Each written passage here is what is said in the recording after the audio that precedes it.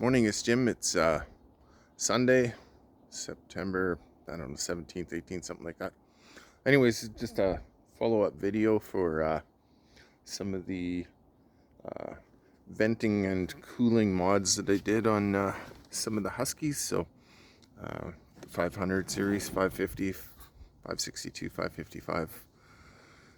You could do them on the 545s too, 560, whatever. Okay, I'm just going to flip you around and then I'll get you set up here.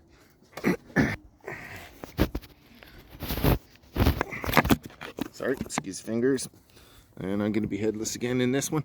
Okay, so I'm just going to go through some of the older models.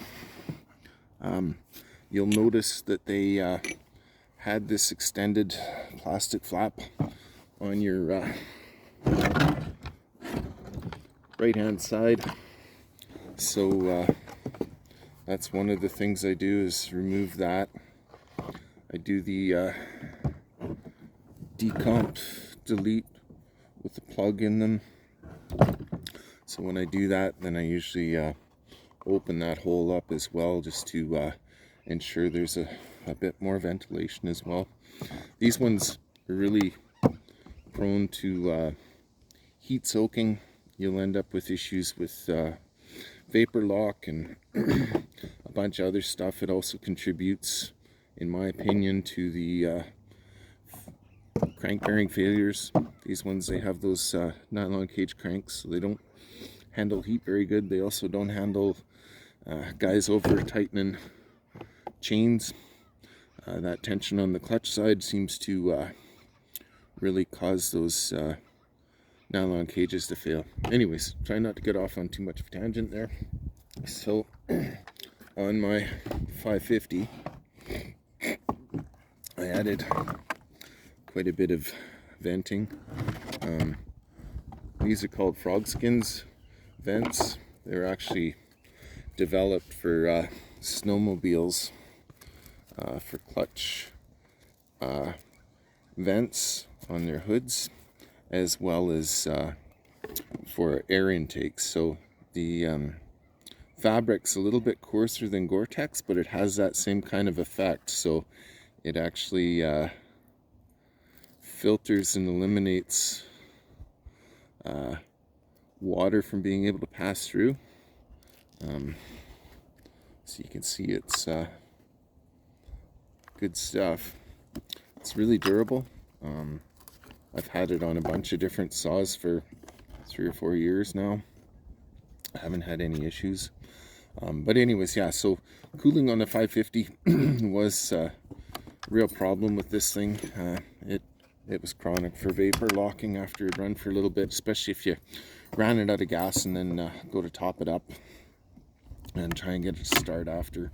These ones, it's always best to restart them on the high idle. So that's just squeeze your throttle in, put it onto the choke, release the throttle once it's engaged there, and then pop it down. That puts it on the fast idle settings. That helps you reduce the issues with the vapor lock when you're trying to restart them, but pretty chronic. Anyways, so yeah, so same kind of thing. Basically, you can find your choice and size of hole saws with a drill,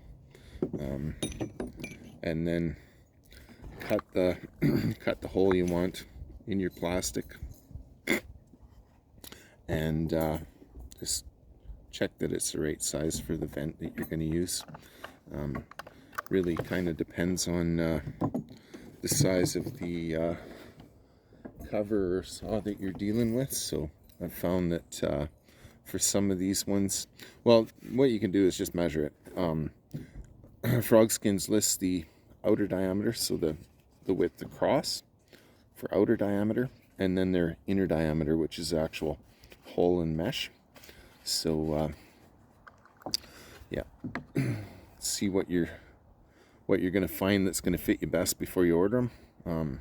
I believe it's SLP that developed these in the States there, but you'll find them everywhere from Amazon to any of the outdoor power sports shops will sell them. Okay, I'm gonna go off on a little bit of a tangent here now. So if you go back into my channel, some of the first videos I did, I had a 046, and I went through kind of how I figured out that it was actually starved a bit for air capacity after I ported it. And so that was when I started playing with these. And so this is actually off a 361. But what I wanted to mention is that on the older Stihls, they don't have that air injection set up, so they're not pressurizing the airbox from the flywheel like pretty much all the newer style saws do. So those O series saws do benefit from this. Like I said, I went through that in that video, but anyways, I really prefer this design to some of the other aftermarket filter systems that I've seen out there. What this does is actually pre-filters a lot of the finer particulate and keeps your filter a lot cleaner, plus definitely gives you the airflow that you're looking for, and it's really straightforward, easy system.